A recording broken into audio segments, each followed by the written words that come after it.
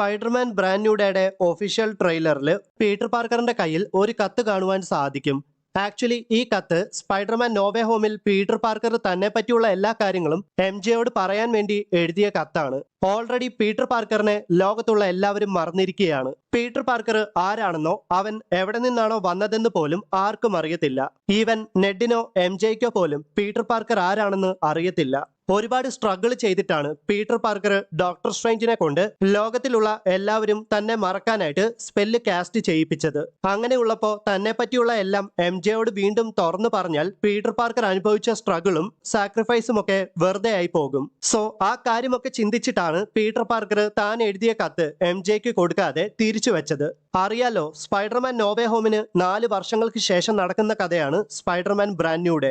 ഈ 4 വർഷങ്ങൾ കടന്നു പോയിട്ടും പീറ്റർ പാർക്കർ എന്തുകൊണ്ടാണ് താൻ അന്ന് എഴുതിയ കത്ത് നശിപ്പിച്ച് കളയാതെ ഇപ്പോഴും കൊണ്ട് നടക്കുന്നു എന്നത് വലിയൊരു ചോദ്യം തന്നെയാണ്.